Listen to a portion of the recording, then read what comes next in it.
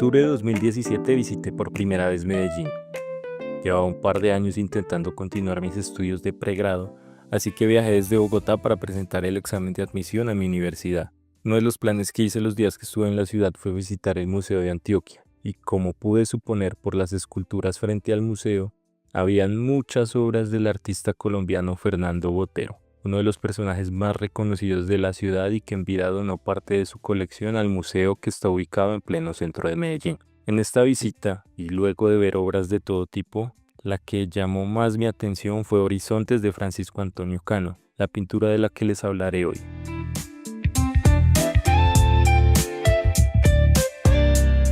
Yo soy Sebastián Galvis y les doy la bienvenida al primer episodio del Anticuario Popular, un espacio para discutir y aprender sobre imágenes, música o cualquier otra expresión creativa.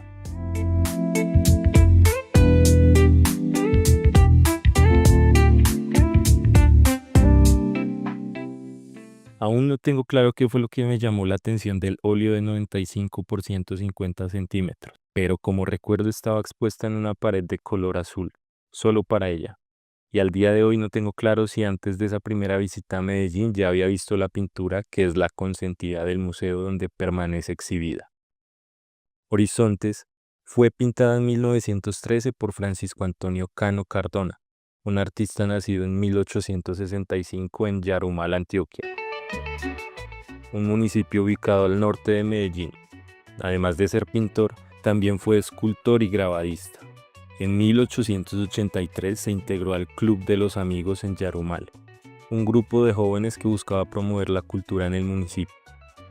Para 1885 decidió viajar a Bogotá para estudiar, pero por la guerra civil tuvo que quedarse en Medellín, ciudad donde se radicó desde entonces. Una vez allí consiguió encargos como retratista y dictó clases de pintura y dibujo.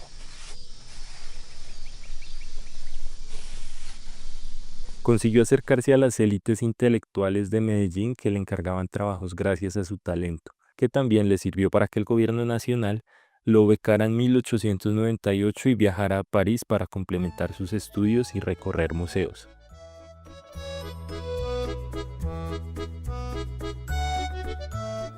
Y es que en Medellín, en el cambio del siglo XIX al siglo XX, se vivía un auge de industrialización gracias al poder económico de la región antioqueña por la producción de oro, lo que les permitió controlar gran parte de la vía económica de Colombia. A esa industrialización, que era vista como progreso, se le sumó un interés de las élites para que en Medellín surgiera un grupo de personas sensibles a la literatura, las artes y las ciencias. Y en esa intención, Cano resultó siendo el artista más reconocido de su generación. Cano regresó en 1901 a Medellín para ejercer su profesión como artista y en 1910 contribuyó a la fundación del Instituto de Bellas Artes en Medellín, donde enseñó pintura, escultura y dibujo.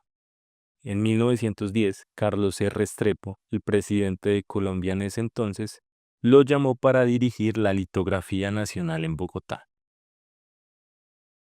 3 años más tarde se gestó allí en la capital, Horizontes. Aunque no existe algún documento oficial, se dice que la obra fue una petición para conmemorar los primeros 100 años de la independencia antioqueña. Por eso es que la pintura debía responder a los valores e ideales de progreso de la República Antioqueña. Según el historiador Juan Camilo Escobar, a Cano le pesaba el compromiso existente con las élites. Por eso se puede entender que gran parte de su obra fueran retratos de esos personajes que hacían parte de un proyecto de modernidad regional y nacional. A continuación intentaré describir el cuadro de la mejor manera. Sin embargo, pueden visitar la cuenta del podcast en Instagram como Anticuario Popular y allí pueden ver la obra que es considerada la más importante de Cano. Horizontes muestra un hombre ubicado en el centro del cuadro. A su izquierda hay una mujer que en sus brazos carga un bebé. El hombre es el centro de la composición de la imagen. Los 3 personajes de la pintura miran hacia el horizonte del paisaje, que es señalado por el hombre con su mano izquierda, mientras en su mano derecha sostiene un hacha. Se les ve sentados sobre un montículo de tierra. El paisaje de fondo es iluminado, con cielo despejado, las nubes pintadas están casi a la altura de la cima de las montañas. En los diferentes planos se ven zonas terrosas con colores ocres y zonas verdes. El hombre de bigote viste una camisa color rosa, holgada y de manga larga. También lleva un pantalón color café y destaca su sombrero de ala ancha que probablemente es de paja. La mujer usa una blusa blanca escotada y una falda larga de color azul. En su cabeza lleva un pañuelo color rojo y en sus brazos envuelve al bebé con una manta blanca. Aunque no existe un significado oficial por parte de Kano, a su alrededor se han construido un montón de mitos. Se ha dicho que está inspirada en la creación de Adán de Miguel Ángel por la similitud en el gesto de las manos y que representa el progreso país, el futuro donde se civilizarán las tierras antioqueñas y hasta que es una representación de una pareja de colonos antioqueños. En Anticuario Popular en Instagram publiqué una imagen en la que se puede ver la comparación en los dos gestos. Pero, ¿qué es lo que señala el hombre pintado por Kano? Acá intentaremos escudriñar un poco en la historia de esta obra para entender una pintura que es considerada uno de los símbolos culturales de la región antioqueña. Una familia antioqueña recién formada por amor bendito, el marido, la mujer y su primer retoño en mantas todavía. Van en busca de tierra donde plantar su cabaña, ganarse el sustento y, si Dios quiere, labrar modesta fortuna. Han hecho alto a la vera del camino y mientras sentados allí descansan un momento, el hombre señala a su compañera, en las lejanías azules del horizonte, el sitio donde tendrá término el fatigoso viaje. Principio de la ruda faena y tibio, seguro, sagrado, nido del amor fecundo y leal. Lo anterior es un fragmento de la columna en la que el periodista Fidel Cano reseñó en 1913 la pintura que Cano gestó ese mismo año, en el cual describe a los personajes de la pintura. Sin embargo, como dice el historiador Escobar, quien ha investigado la obra del artista, no sabemos si en realidad Cano pintó en Horizontes todo lo que se dice. ¿Qué es lo que quería ver Antioquia? El desarrollo de un departamento. ¿Cómo se imaginaban ese departamento?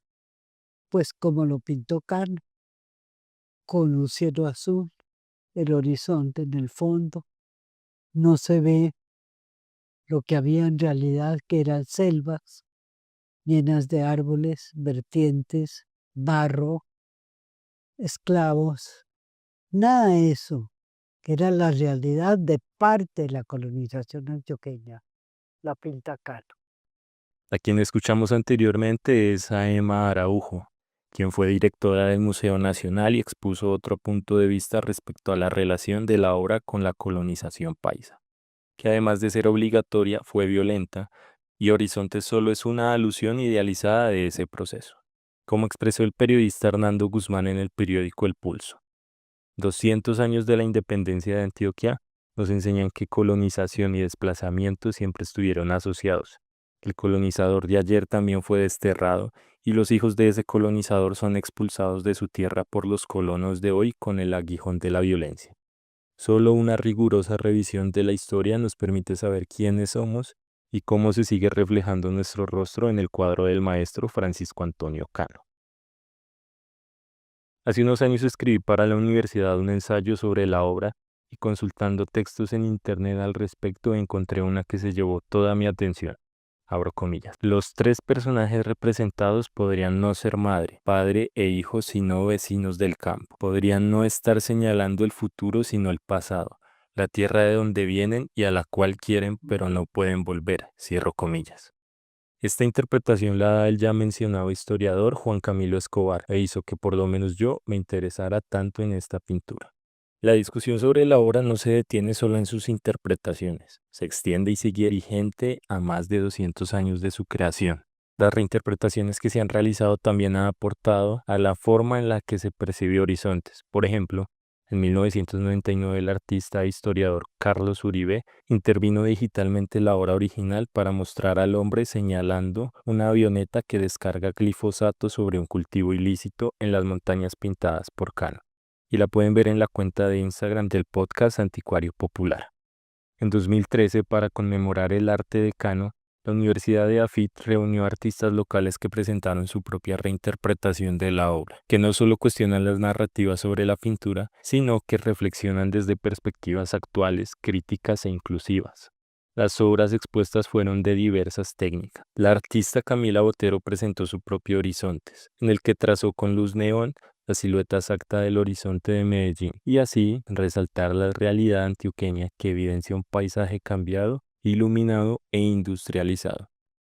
El artista Gabriel Botero también presentó su propia versión, llamada La Herencia, una hacha en la que su mango es intervenido para que pueda ubicarse de manera circular y así asemejarse a un uroboro, un símbolo que representa una serpiente o un dragón que se come su propia cola. Estas y otras reinterpretaciones, como todas las imágenes de las que hablo en este podcast, puedes verlas en la cuenta de Instagram Anticuario Popular. De paso, los invito a seguir el proyecto. Los diálogos han servido para cuestionar problemas que históricamente han sido sistemáticos, como el rol de la mujer. La investigadora Sola Street Giraldo plantea una postura crítica sobre la obra original. Refuerza la desigualdad entre los sexos a partir de la definición de papeles sociales muy claros, al hombre protagonista y centro de la imagen, el trabajo, el liderazgo, a las mujeres complemento de la imagen y la maternidad, el cuidado del proletariado y de la familia.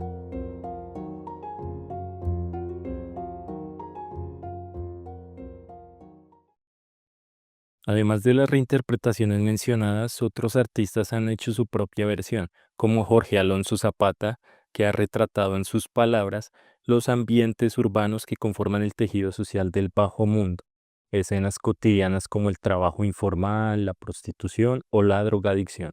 En redes sociales o internet se encuentran reinterpretaciones como la del artista Robert Bass, quien revistió a los dos personajes como superhéroes para confrontar un mundo lleno de incoherencias.